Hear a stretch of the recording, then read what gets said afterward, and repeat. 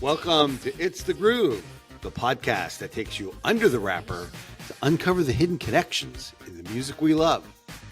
I'm Dave, your co-host, and as always, I'm joined by the 80s music muse herself, Kelly. How are you, Kelly? I'm good. Happy to be here today. Yep, fun day, great day to record podcasts. Yep. You will be listening to this approximately August the 15th, and it was our intent to have this episode drop as a celebration of the birthday of pop icon Madonna. So today we rewind to November 1984 when a rising star named Madonna released the Like a Virgin album that didn't just turn heads, it turned the music world upside down. This wasn't just her second studio effort. It was a statement. With Nile Rodgers at the helm and Power Station's polished sound behind her, Madonna transformed from club scene curiosity to global icon. We're talking about a record that fused dance pop with post-disco shimmer, sold over 21 million copies worldwide, and catapulted a new kind of stardom to the top of the Billboard charts.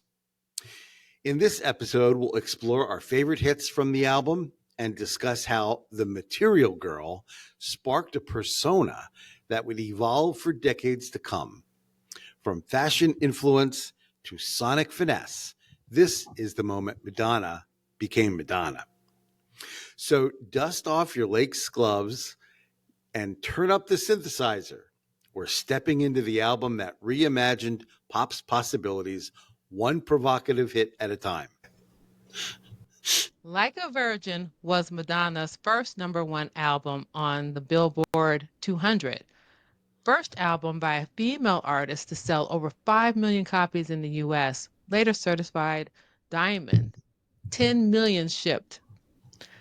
Madonna wanted this album to be a stronger album, stronger than her debut, and handpicked the songs herself. By late 1983, Madonna had already ignited dance floors with Holiday, Lucky Star, and Borderline, tracks that announced her arrival as one of the most exciting new voices of the 80s. But behind the glitter and chart success, she was not satisfied. Her debut felt slick and impersonal, shaped more by producers than by the artist herself. Madonna wanted control. She wanted a sound that was hers, and she wasn't afraid to fight for it. After clashing with label execs who dismissed her as a sexy little girl in a male-dominated industry, she took matters into her own hands and chose Nile Rodgers, the musical architect behind David Bowie's Let's Dance. Rodgers, impressed by her stage presence, but wary of her reputation, quickly realized Madonna wasn't just a star. She was a visionary ready to push pop past its boundaries. With a fresh team and fierce determination, Madonna set out to shape Like a Virgin into more than a hit album. She crafted an identity, bold, unapologetic, and unmistakably her own. So picture the Power Station Studios in early 1984.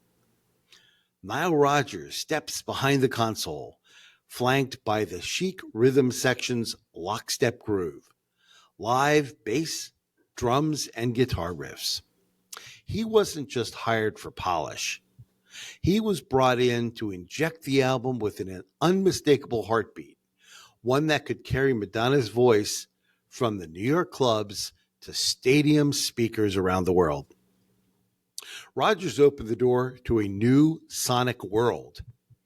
He laid down Bernard Edwards' bass lines like landing jets, bold, warm, and impossibly danceable, while Tony Thompson's drums locked into a pocket so tight you could set your watch by it.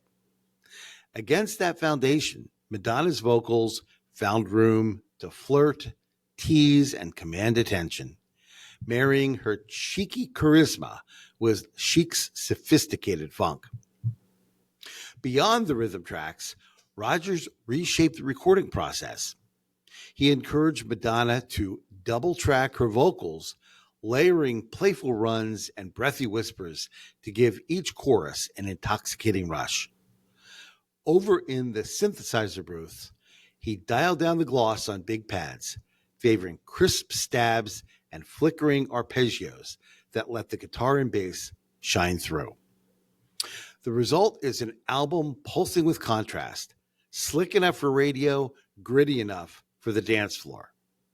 Now, we'll break down our favorite tracks. So, Kelly, what do you have first? I have Like a Virgin. It was the lead single from this album. The song was written by Tom Kelly and Billy Steinberg. It was not meant to be scandalous, but it was about emotional healing from a breakup and renewal in love. Steinberg said, I wasn't trying to get that word virgin in a lyric. I was saying, I've been battered romantically and emotionally, like many people, but I'm starting a new relationship and it just feels good. It's healing all the wounds and making me feel like I've never done this before. This became Madonna's first #1 single on the Billboard Hot 100. Critics call it her signature hit. Her performance of the song is one of the most memorable moments in MTV Video Music Awards history. What do you think about Like a Virgin, Dave? Well, in doing a little research, I wasn't originally familiar with the songwriters, Tom Kelly and Billy Steinberg, but I did realize that they wrote several other songs that we know and love. There's True Colors by Cyndi Lauper, Eternal Flame by the Bangles, I Touch Myself by Divinals, and So Emotional by Whitney Houston. Oh, So I thought those were kind of interesting songs, and clearly they achieved quite a bit of success outside of their work with Madonna. those are really good songs too. Exactly. Yeah. Mhm. Maybe a future podcast episode on them. Like a Virgin features that synth driven arrangement with two distinct hooks. It's anchored by a continuous bass line and crisp percussion. You can tell that this is Nile Rodgers involved in this. So let's listen to Like a Virgin.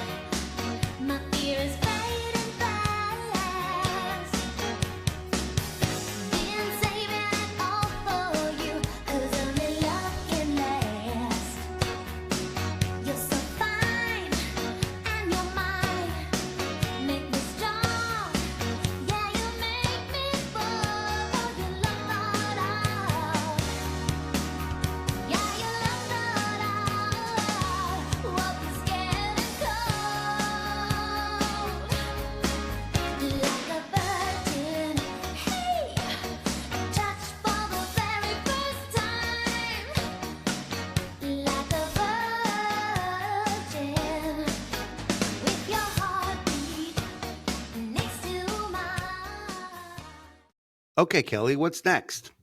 Next is Material Girl. It was written by Peter Brown, yes, that Peter Brown who wrote Do You Want to Get Funky with Me?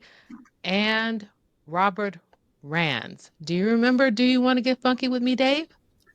You asked me that before. I looked it up, and it really didn't make an impression on me. But that duo also wrote "Dance with Me," which is a very ITG song. So yeah, I that "Dance with Me" is an absolute earworm. Material Girl is a tongue-in-cheek anthem that defined 80s materialism, and it also defined Madonna's media persona. It peaked at number 2 on Billboard Hot 100 and number 3 in the UK. Madonna said it wasn't her life philosophy, but it was relatable at the time. Ambition, security, and success. Now, we talked about this song on our first Madonna episode last year. If you missed it, check it out. What do you think of Material Girl, Dave? Well, Kelly, I have a trivia question for you. In fact, maybe this is one we will use. But you said it reached number 2, so that got me thinking: what the heck could have kept this song from number 1? And I'm thinking it's got to be Prince. It's got to be Michael Jackson. Do you have any idea who kept her off of number 1? You'll never No. guess. It was- REO Speedwagon. What? Can't fight this feeling. I'm like, that's wrong. I can't imagine that. Hey, they're an Illinois band, so yeah, okay, I'm cool with that. Whatever. Yeah, you and Cheap Trick. Yes, Material Girl features that bright, synthesizer-driven arrangement and a distinctive robotic-sounding vocal chant, repeating the hook, living in a material world. And I promise I'm not going to do any more singing on Thanks. in this episode. But yes, it's absolutely one of our favorites off this album. And like I said, can't imagine that it didn't get to number 1.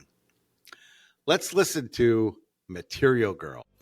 Some boys kiss me, some boys hug me. I think they're okay. If they don't give me proper credit, I just walk away. They can beg and they can plead, but they can't see the light. That's right, 'cause the boy with the cold hard cash is always Mr. Right. 'Cause we are living in a material world, and I am a material girl. You know that we are living in a material world, and I am a material girl.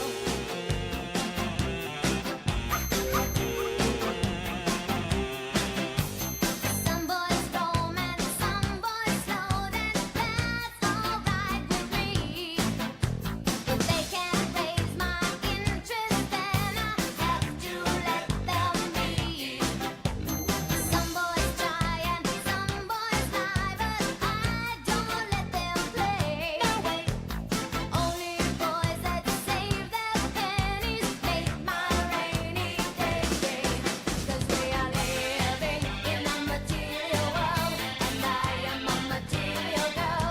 You know that we are living in a material world, and I am a material girl. What's next? Next, we have Angel. Madonna wrote this song with Stephen Bray. It was released in April of 1985.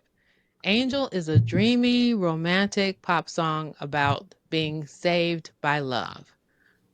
Released as a 12-inch single with Into the Groove, which we'll talk about later, a dance floor favorite. Angel hit number 5 on the Billboard Hot 100 and had a strong charting in the UK as well. We love finding hidden connections while doing research for episodes. Let's talk a little bit about Angel's co-writer Stephen Bray. In 1976, Madonna and Stephen Bray met while studying at University of Michigan. She was there for dance. The two dated during college and stayed in touch after Madonna moved to NYC to pursue her dreams. In 1980, Bray moved to New York after a call from Madonna. She was performing with a band called Breakfast Club in Queens at the time. Madonna invited Bray to join her new band as a drummer. They formed Emmy and the Emmys, diving into NYC's early 80s club scene. After Madonna's rise, Bray rejoined the Breakfast Club, scoring a hit with Right on Track. Remember that one, Dave? Oh, yeah. Their creative partnership continued into Madonna's solo career. Bray became a key collaborator on her Like a Virgin album and beyond. What do you think of Angel, Dave? Well, first of all, I was interested in the connection with Stephen Bray, and your biography of their teamwork was kind of fascinating to me because it seemed like the talent was Madonna's, but Stephen Bray was kind of like the one pushing her, supporting her, encouraging her, and enabling her to achieve the success that she would achieve. So I kind of thought of it like us, like you're Madonna and I'm Stephen Bray.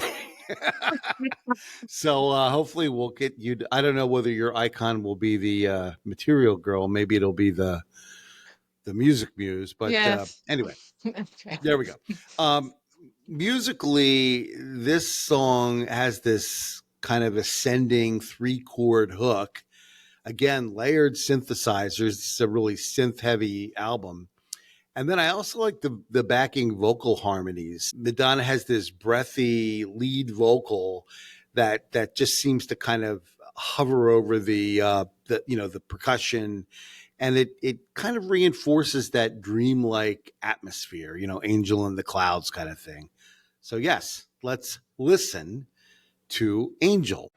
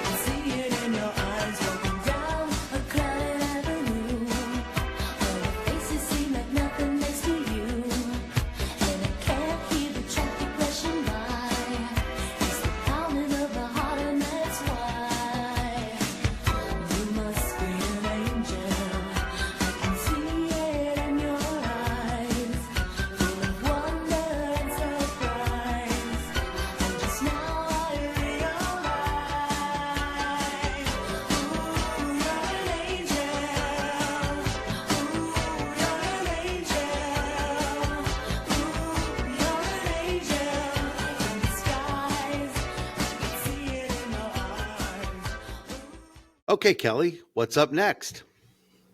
Catch you up. It was released on July 31st, 1985, as the final single from Like a Virgin. The music was by Andrea LaRusso, and the lyrics were by Peggy Stanzoli. I hope I said that name right, Peggy. Produced by Nile, of course, and he also played guitar on the track. It was also the last song added to the Like a Virgin album. Rogers requested a chic-like or chic-style track, but the writers were tied up with other projects, causing delays. When the lyrics finally came in, Rogers initially rejected them, saying there wasn't enough time to write the music. Madonna pushed back, saying she liked the lyrics, convincing him to include the song on the album. The lyrics use fashion as a metaphor for a desire, comparing getting dressed with passion and intimacy. This song got heat from the PMRC, Parents Music Resource Center, landing on their infamous Filthy 15 for sexual content. I couldn't stand the PMRC. Everything they did backfired. Many of the albums they highlighted were made even more popular after they were put on their list. Their label didn't stop us from buying any of the albums. It became Madonna's 7th consecutive top 10 hit. Rare territory for any female artist in the 80s. Madonna, you're still on my concert bucket list. And Madonna, if you're listening to our podcast, would love to have you on one of our next episodes. And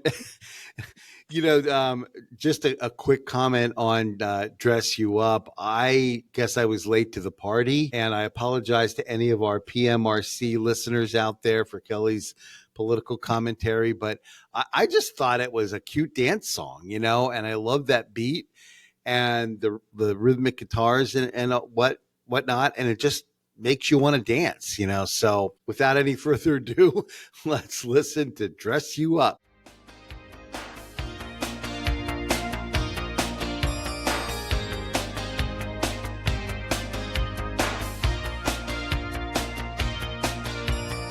You've got style, that's what all the girls say.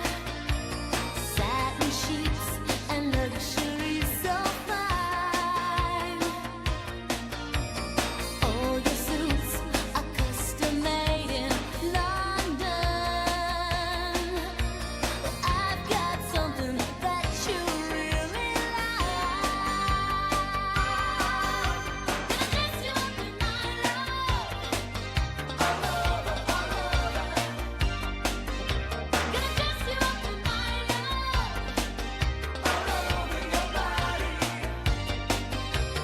Feel the silky touch of my caresses. They will keep you looking so brand new. Let me cover you with velvet kisses. I'll create a look that's made for you. Dress you up in my love. Gonna dress you up in my love. All over your body. Gonna dress you up in my love, in my love. All over your body. In my love. From your head down to your toe. Okay, Kelly, what's the final song on our list? Into the Groove. Yes, We our love- theme song. We wish. This one was another one co-written with Stephen Bray. Meant for Desperately Seeking Susan. It was a B-side to Angel, only released in the US. So it never charted on the Billboard Hot 100. Despite that, it's one of her most iconic and beloved tracks. Frequently on MTV, it was a fan favorite. Previously featured in our Top 10 Songs of 1985 episode, another must-listen episode. Go check it out if you haven't listened yet. What do you think of Into the Groove, Dave? One of the things that I always remember about this was how popular it was, and it was just one of those songs that made you feel good. I watched the movie, but I really didn't have any interest in the movie. I wanted to hear the song, and the movie itself was kind of forgettable, but the song is unforgettable. And I just love the groove. So it's a great song, and let's take a listen. And you can dance for inspiration. Come on, come on, come on. I'm waiting. Get into the groove, boy. You got to prove your love to me. Get up on your feet, yeah. Step to the beat, boy. What will it be? Music can be such a revelation.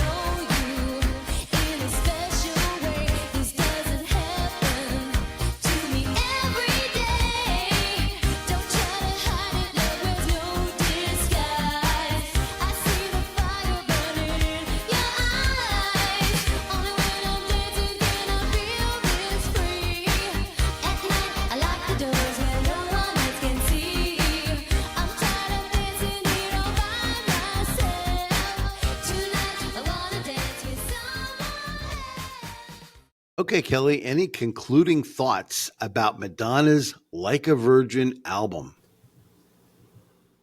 Thanks for taking a trip back to 1984 with us as we celebrated Madonna's Like a Virgin, the album that turned a rising star into a global icon. And happy birthday, Madonna. We hope you're having a good one. From club tracks to controversy, it was a defining moment for pop music and for Madonna herself. If you love this episode, don't forget to like, comment, and subscribe to It's the Groove podcast. We want to hear your favorite Like a Virgin track and your favorite Madonna memories or anything else we missed. Your support keeps us grooving. Thanks so much for listening. And remember, it's not the beat, it's the groove. See you next time. Bye.